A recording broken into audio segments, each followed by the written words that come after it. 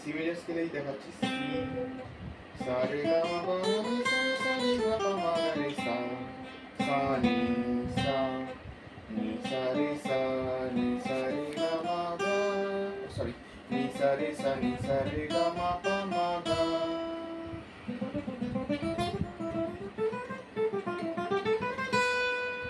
তো নি সা রে সা নি সা রে গা মা পা মা গা গা মা পা গা নি সা নি গা পা মা গা মা পা গা নি সা নি।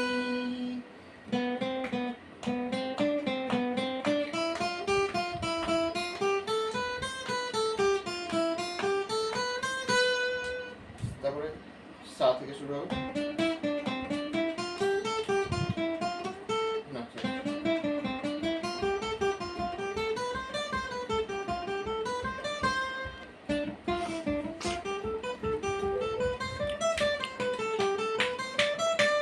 এইভাবে যতদূর যেতে পারো, যতটা এগোনো যায়। যে স্কেলের থেকে ধরো এ থেকে শুরু করলে তাহলে আরো বেশি এগোতে পারবে।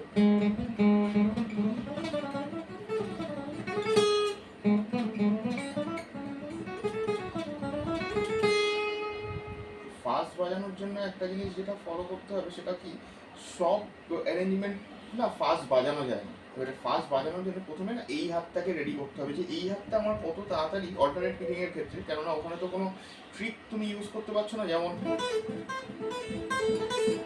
এই ধরনের ট্রিক তুমি ইউজ করতে পারছো না, যেমন সুইপিং এ আমরা অনেক ফাস্ট বাজাতে পারি, ইকোনমি পিকিং এ অনেক ফাস্ট বাজাতে পারি।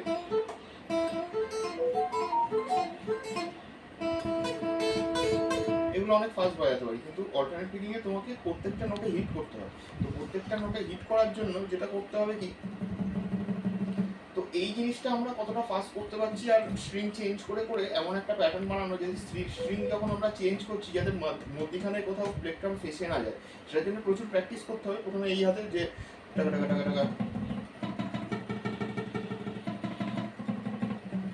মানে এই যে গেলাম ওয়ান বা ট্রিপলেটে যদি যাও,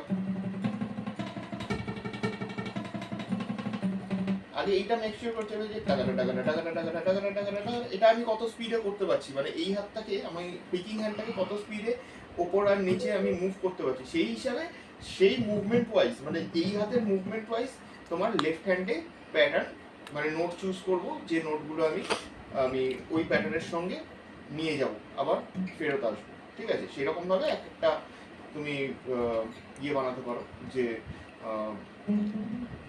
লিক বানাতে পারো, রান বলতে পারো এগুলোকে, বা স্পিডি লিক বলতে পারো, শ্রেডিং লিক বলতে পারো। তো সেই রকম লিক তুমি এখানে বানাতে পারো। বেসিক্যালি অ্যারেঞ্জমেন্টস আর কি, নোটসের অ্যারেঞ্জমেন্ট, যেটা তোমার পিকিং হ্যান্ডের সঙ্গে